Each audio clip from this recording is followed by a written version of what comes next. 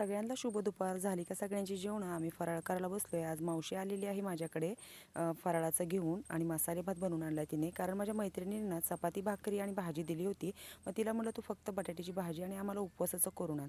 तर एवढं सगळं सामान जे आणलं आहे, उपवासाची चिवडा, खजूर, वेपर्स आणि चहा, साखर म्हणजे चहा पावडर, साखर, बिस्किट पुडे, टोस्ट, फरसाण हे सगळं माझ्या मैत्रिणीच्या नंदेने आणलेलं आहे.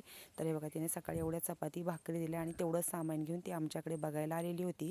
मावशीने हा छान असा मसाले भात आणलेला आहे आणि आम्हाला उपवासाला भाकरी आणि बटाट्याची भाजी आणली.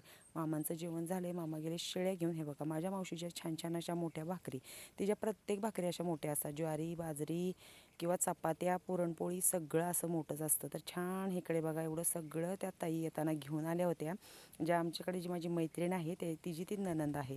गणेशसाठी खाऊ, आमच्यासाठी आता थंडीमुळे चहा बनवावा लागेल सारखा, त्याच्यासाठी चहा पावडर, साखर एवढं आपुलकीने सगळं घेऊन मला भेटायला आल्या होत्या. आणि सकाळी छान तिने अशी बटाट्याची भाजी, चपाती, भाकरी एवढं सगळं बनवून दिलेलं होतं. तर मला सांगा, कोण एवढी मदत करतं का? अजून गावातलं आमच्याकडे कोणी मदतीला आलं नाही.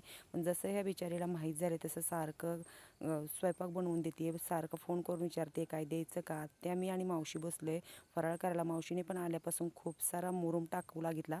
आता आतल्या रूममध्ये चालू आहे फडशी बसवायचं. लवकरच मी तुम्हाला सगळं दाखवेल. इथे पूर्ण मुरुम भरून घेतलेला आहे. आणि आज आमचे देव पण आलेले आहेत. बाहेरचा घट बघा केवढा सुंदर माझा उगवलेला आहे. ताटं वाढून घेतलेत आम्ही. आत्याने खूप सारा ठेसा ह्याच्यात बनवून ठेवला आहे. कारण काय होतं, मिरच्या खराब पण होतात आणि वापरायला पण येतात बटाट्याच्या भाजीला वगैरे, म्हणून ठेसा तसं बनवून ठेवलं आहे. तर असं आहे आजचं रानातलं जेवण. या सगळ्यांनी छान असं तुम्ही पण मस्त फराळ करायला. कोणाकोणाचे उपवास असतात ते मला तुम्ही कमेंट्समध्ये नक्की सांगा. तर आम्ही आधी जेवतो. त्यांना काय झालं, चहा दिल्यामुळे ते म्हणले की आम्ही नंतर जेवायला बसतो. आणि ते तिघंजण नंतर जेवायला बसले. आज आणखीन एक दादा आलेले आहेत. म्हणजे हे माझे दीरच लागतात. तर कसा वाटला व्हिडिओ नक्की सांगा. गणेशला कसा हसायला येते बघा मागे व्हिडिओत.